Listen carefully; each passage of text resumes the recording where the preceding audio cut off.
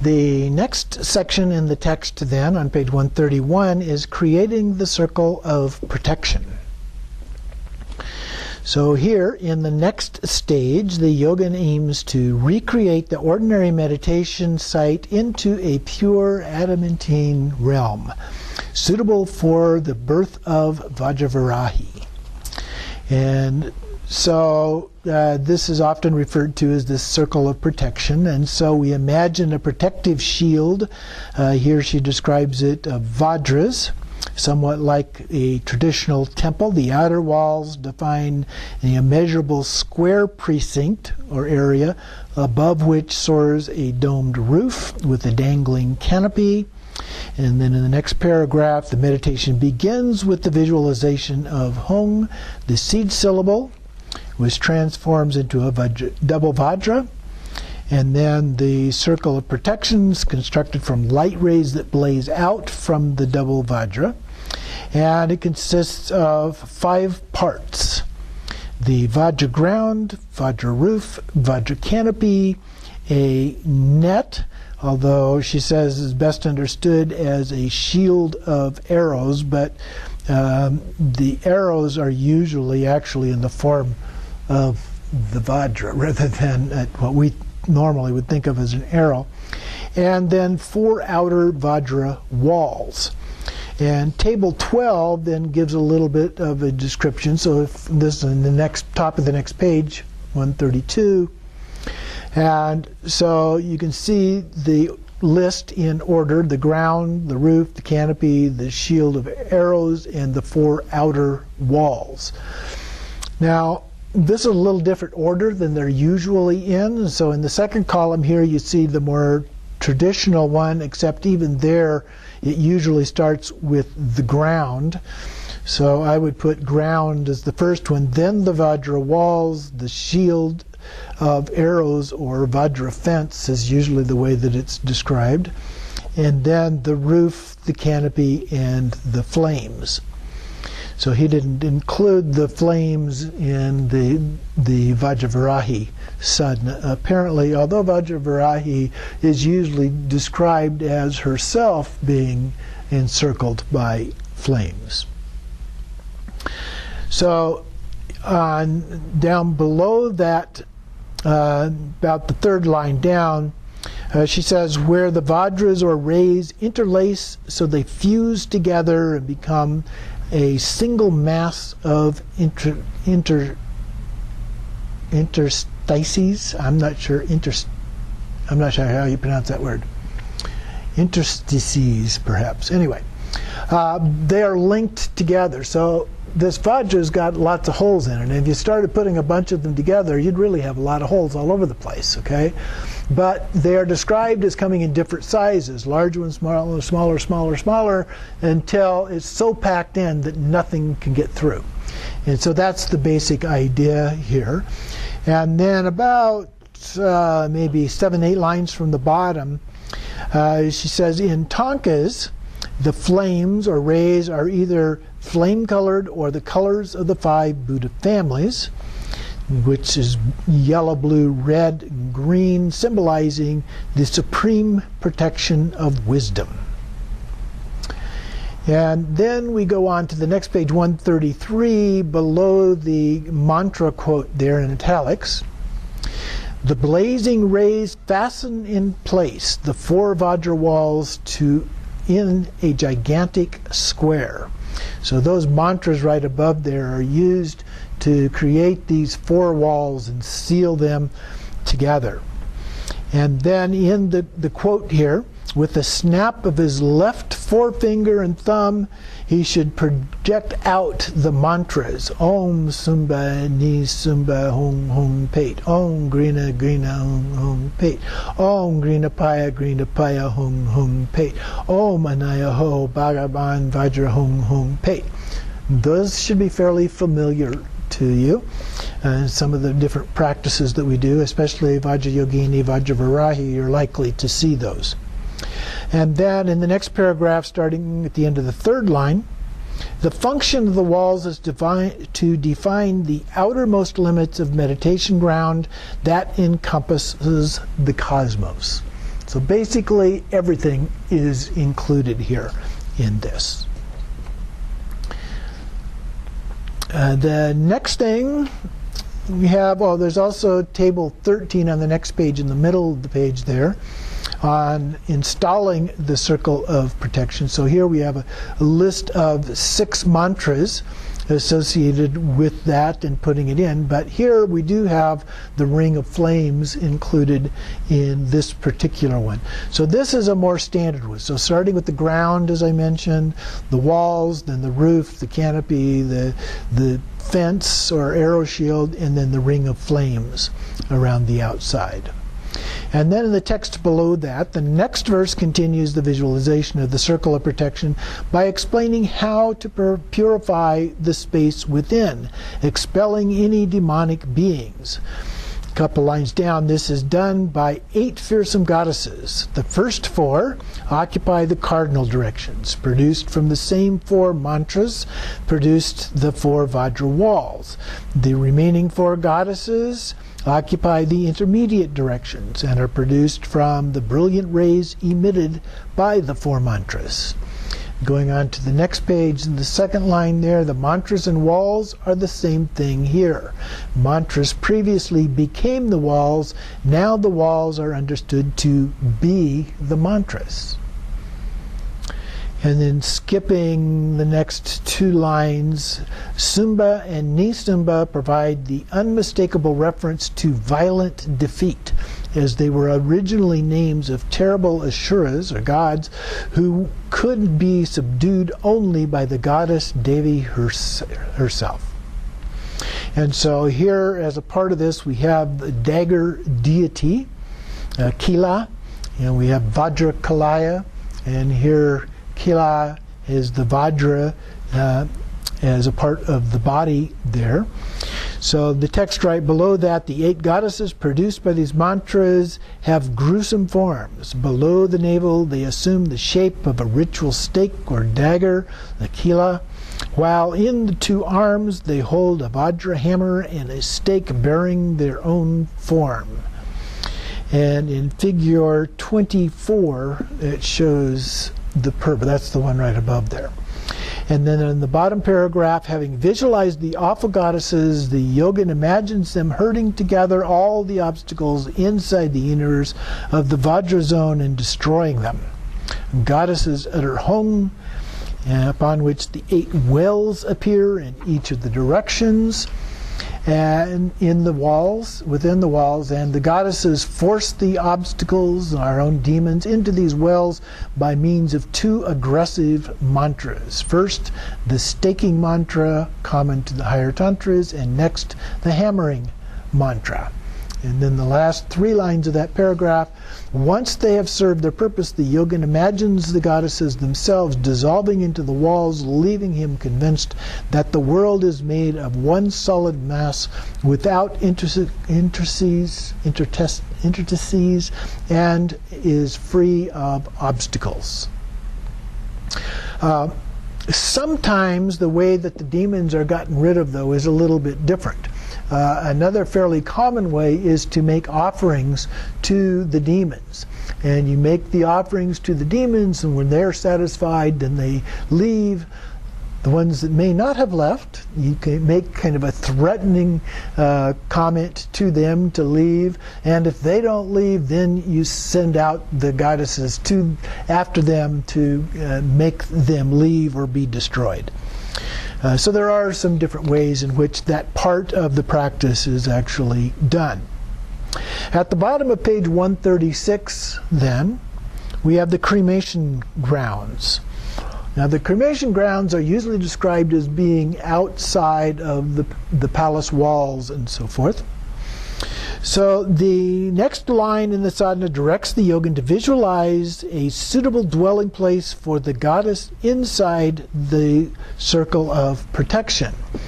With her, this takes the form of 8 cremation grounds.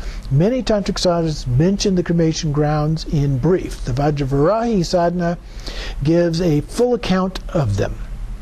There's a couple more lines down, the charnel grounds that extend into the 8 directions of space. Our author appends 7 verses to the end of the Vajrayogini Sadhana in order to describe the cremation grounds in more detail. They are summarized in Table 14 with various notes. And so that is on page 140. And so each of the cremation grounds are listed. So they have the 4 cardinal directions and then the 4 intermediate directions across the top. And then each of these cremation grounds has some traditional things, objects in each one. And so below the first row are the names.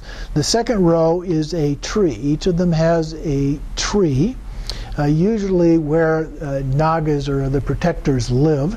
And then there is the protector, and then the serpent or naga, and then a cloud, and finally a mountain associated with them. And so the names of all of those are listed there in that particular table. So the second paragraph on page 137, going backwards here a little bit. Third line, each cremation ground has its own distinctive characteristics. Each is individually named and has a named set of features and creatures. In these include a tree, a protector, a serpent, and a cloud. Other texts mention demons, great adepts, funeral mountains, and other mountains, fires, lakes, and rivers, and so forth. In the next paragraph, other accounts are given in more general terms. The cremation grounds are home to fearsome creatures such as crows, owls, vultures, jackals, hawks, lion-faced and tiger-faced beings, lizards, camels, and so on. Gruesome corpses are found impaled on spears, hanging, half-burned, or decapitated. Their dismembered parts are scattered about. Skulls, knees, large bellies, heads with tusks and bald heads. Supernatural spirits haunt the grisly place, and others roaring with kilakilaya laughter. Finally, we find the tantric adepts and spiritual beings resident there, siddhas with magical powers, vidyadharas, troops of yogins and yoginis, and so forth. So that's a fairly good description of the kind of things that we typically see in these charnel grounds, which symbolically are based on actual charnel grounds where bodies were left because they couldn't afford to do cremation and so forth. And so there were all of these wild beasts and animals around who would eat the bodies as a part of that. So then on 138, below the quote at the top, the cremation grounds are often vividly depicted in tankas. I have a fairly large tanka of 3 dakinis in the charnel grounds, and all of these kind of things that are described there are vividly present in the charnel ground. Then within the charnel grounds, we see the protectors and their consorts on their appropriate mounts. At the center of each cremation ground, seated by a tree, surrounded by fearsome animals, birds, skeletal remains, and plenty of bones. We can also see fires, these mountains, kaitas, the nagas, the mahasiddhas, devotees, and wild dancing figures. In some tankas, we find cremation grounds depicted inside the circle of protection with auspicious embellishments. A couple lines down, other artists depict the cremation grounds outside of the circle of protection. So then the next paragraph, the cremation grounds take on cosmic proportions. So these things are huge. We're talking about beyond any limits in terms of space. A couple more lines down, this suggests that the higher tantras are recasting the cosmos along kapalika lines. Kapalika, these are the bone or cremation related types of descriptions, so that the 8 cremation grounds become a cosmological model in their own right. About 3 lines more down, the cosmos, according to the Abhidharma, describes continents spreading in the directions, although 12 in number, with 8 mountains, Mount Meru and its 7 mountain ranges, and 8 lakes as a part of them. And then moving on to page 139, top of the page, first full paragraph there, so third line down. The development of a cremation ground cosmology is evident in myths from the Yoga Tantra corpus, dealing with the subjugation of Shaiva deities as a part of that. So then we looked at the next 2 pages, and then there are some notes as a part of that. So now on page 144. The Cosmos and Temple Palace. Starting at the top there, the commonest method of visualizing the deity's dwelling place in mainstream sadhanas is not a cremation ground, but as the traditional Abhidharmic universe. This begins with the visualization of the elements. Then we have Sumeru or Meru rising up to the heavens, and then above this is a circle of protection and the Dharmadaya. And finally, up on the mountain's peak, we visualize the elaborate decorative temple palace. Skipping a couple lines, the Vajrayogini Sadhana offers it as an alternative at the end of the meditation stage 1. In our text, the visualization includes the generation of elements and Mount Meru inside the Vajra ground, but it omits any mention of the temple palace. So it is next paragraph, starting into the second line, the cosmic elements are produced from their own seed syllables, Yam, Ram, Vam, Lam, and each has a particular shape and is adorned with its own symbols. The meditation also states that the yogin sees his own consciousness as the elements, a reminder that the practitioner's normal ego identity has been dissolved. And so then it goes on and gives a detailed description in the text. On the next page, however, in 145 here, we have a table. And so first there is a list, basically, in the first table there, table 15, of the element visualization. So we have in the first column the elements, along with Sumeru, Mount Meru. And then in the second one we have the syllable used to invoke those, Yam, Ram, Vam, Lam, and then also Sum for Sumeru. And then the shape, a semicircle, triangle, circle, square, and then a 4-sided figure. And then the color of each, blue, black, red, white, yellow, and then bejeweled. Sumeru has 4 sides, and each one is different jewels on it. And then the symbol of each of those, the blue flag fluttering at each end, the red flame, white vase, the yellow 3-pronged Vajra at each corner, and then surrounded by the 7 square mountain ranges and so forth. And so the next one is a visualization of what those look like in the center there. So again, it lists some of the characteristics down this either side of those, but you can see from emptiness at the very bottom there. Then we go up to the semicircle, which is wind, and then we have the triangle, which is fire, and then we have the vase, which is water, and then the square, which is earth, and then up above that you can see the different layers there. This is Sumeru, and then up above that, nothing specific, are the heavens. So that is one of the more custom ways of doing this, based on the Abhidharma description. Moving right along then, on to page 146, the second paragraph on the page. Comparing this with the sadhana visualization, it is clear that several changes have taken place. First, the higher tantras replaced the substrate space, which is a metaphor for emptiness, with emptiness itself. This is appropriate because the visualization of the cosmic substrate emptiness arises out of the experience of emptiness that the yogin has cultivated in the foundational meditations on emptiness that preceded it. We did those previously, and we had the mantras and so forth. Next, we have the elements, wind, fire, water, and earth, which mirror the traditional list of elements within the human body, and correlating the macrocosm, or the cosmos, and the microcosm, the practitioner.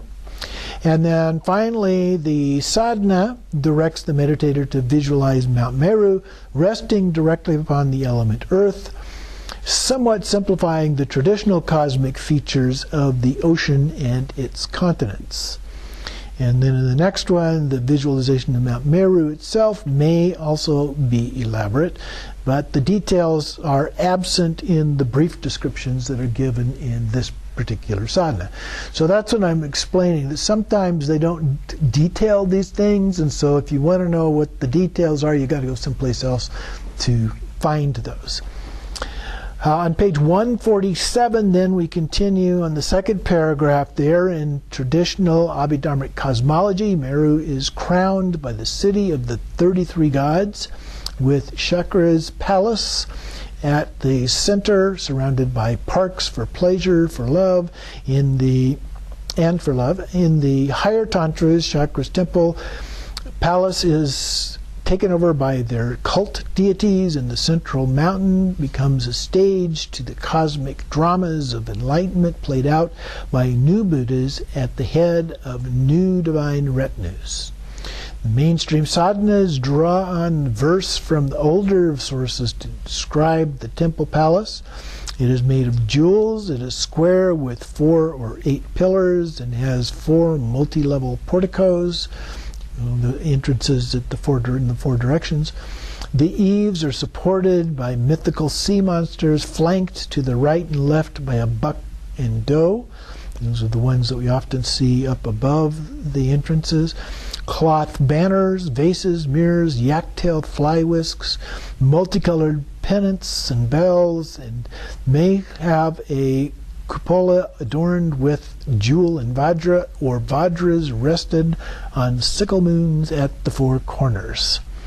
Skipping a couple lines, these elaborate gates are usually drawn as if seen from the front. So they look like what you would normally see, but when you look, you're visualizing from the top down, and so the porticos are flattened out like they're laying down for the entrances. Although the rest of the mandala is shown from the aerial perspective. In plate 14, however, we see the entire temple palace in 3-dimensional elevation. And then below the double vajra that is depicted there, in rejecting the temple palace as the residence of the deity, the Vajravarahi Sadhana makes significant strides toward a more integrated, higher tantric practice. Continuing on page 148, about the middle of that top paragraph, the sadhana appears to be midway between sadhanas that remain rooted in the Chakravartin temple palace tradition and those that depict a more consistent representation of the Kapalika praxis, or the charnel ground version. We can broadly identify 3 types of sadhana composition, all roughly contemporaneous in the collection. So even within this particular collection, you see this full range of descriptions.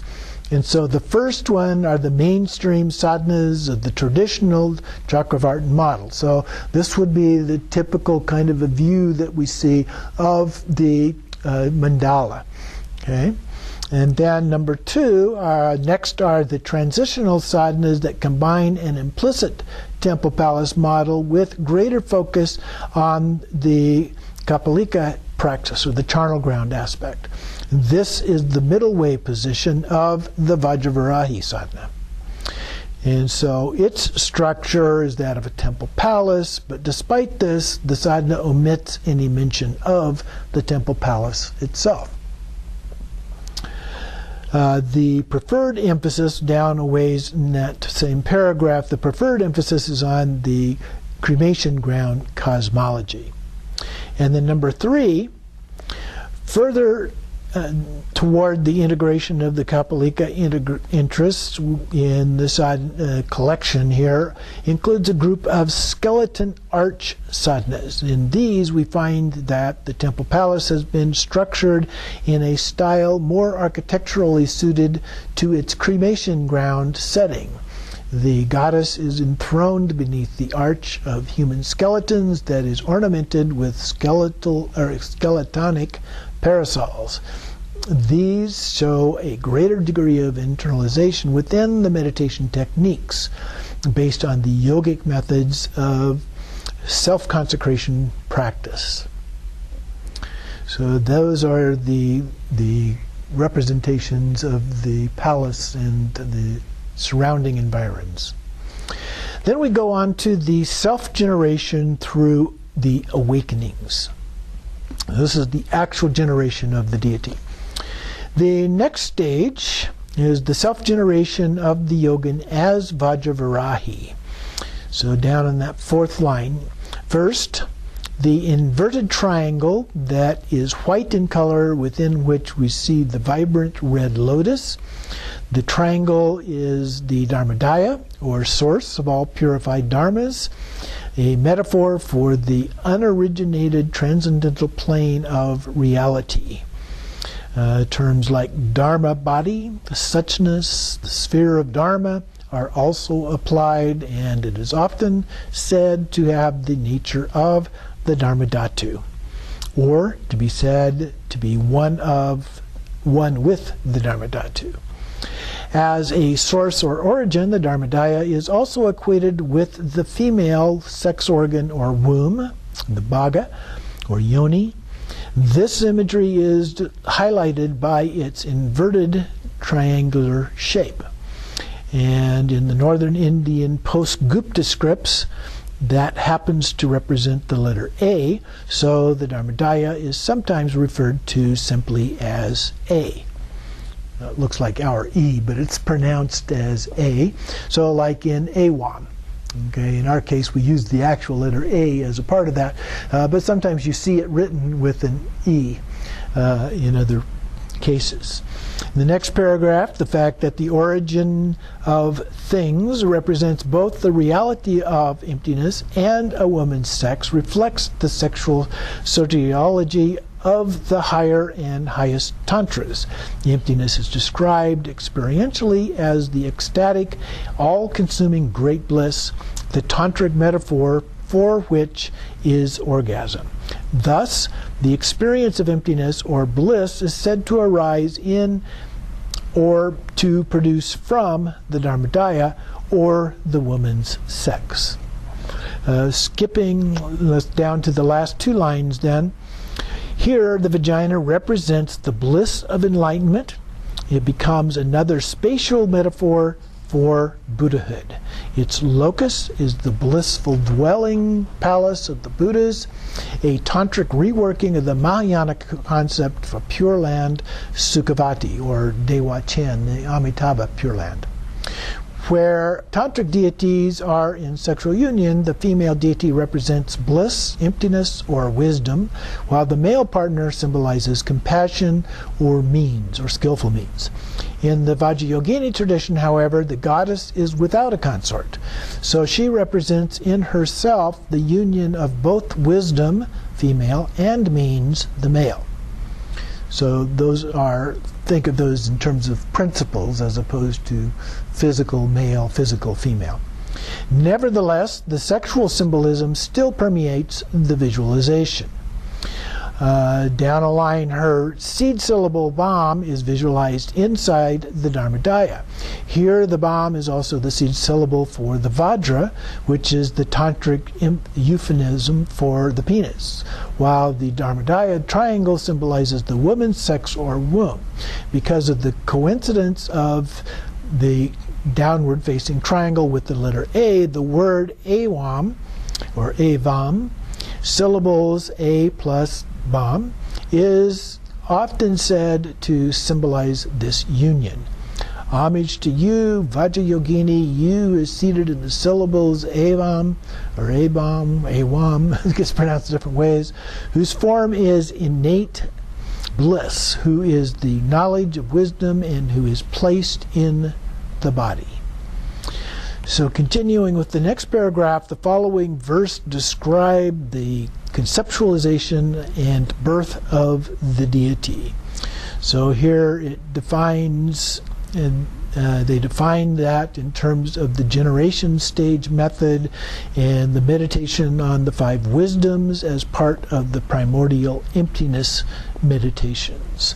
Then in the next paragraph we have the Vajrayogini Sadhana, deals with the subject only briefly. A fuller explanation of the 5 awakenings is cited below. So with this generation, we have the 5 wisdoms or 5 awakenings that she's referring to here that are associated with the 5 wisdoms of the Buddha families.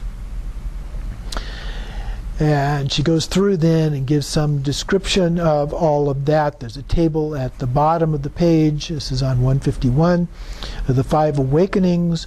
And so we have the mirror wisdom, the wisdom of equality, the discriminating wisdom, the performance or all performing wisdom, and then the wisdom of pure reality or dharmadhatu. Continuing on to 152 here, the Vajrayogini Sadhana covers the first 2 stages of the 5 awakenings in one line. It instructs the sadhaka to imagine a moon disk, the first awakening, and a sun disk, the second awakening.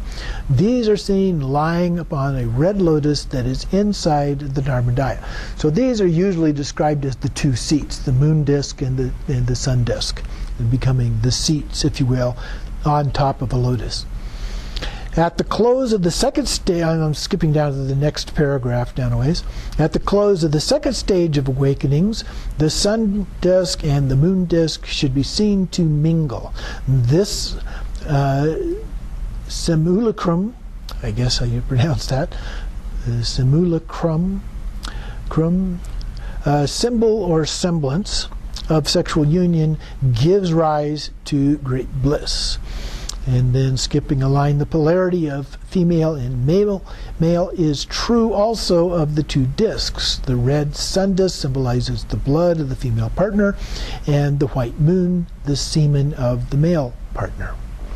Then continuing on the next paragraph, in the same verse, the Vajrayogini Sadhana describes the 3rd awakening, the visualization of Vajravarahi's seed syllable Bam between the 2 discs. So normally the seed syllable is depicted as being on top of the 2, but here it's between.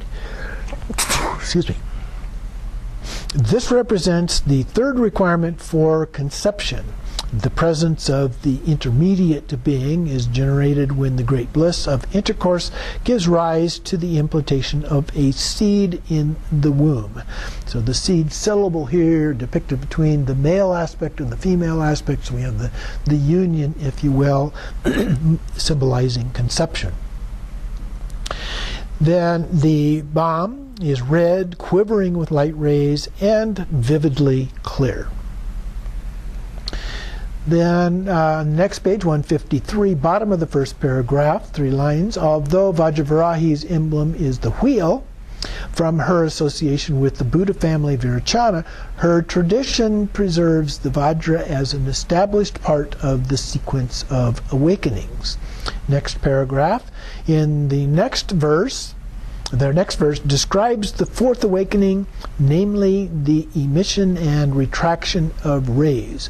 Oftentimes, a more common word that's used is radiation, the radiation of the rays out and back from the seed syllable into the universe, and they provide spiritual benefit to all beings. Now, oftentimes it's said that it actually purifies all of the karma of all of these beings. And frequently there are at least 2 of these radiations. The order can vary, but Oftentimes it goes first out to all of the Buddhas and Bodhisattvas who are transformed into the form of the particular deity, in this case Vajrayogini, and then they come back. The second radiation goes out to all sentient beings, converts them in, so they're purified as well, converts them into the form of Vajrayogini in this case, and then they come back in. So there's different ways, again, of doing these things. Skipping the indented paragraph down to the last paragraph on 153 here, starting on the third line. As they retract, they bring back countless Buddhas into the syllable. Elsewhere, they summon the entire world. The seed syllable Bam is now pregnant with significance, once the repository of the potentiality of Buddhahood and the symbol of its actuality, Vajrayogini.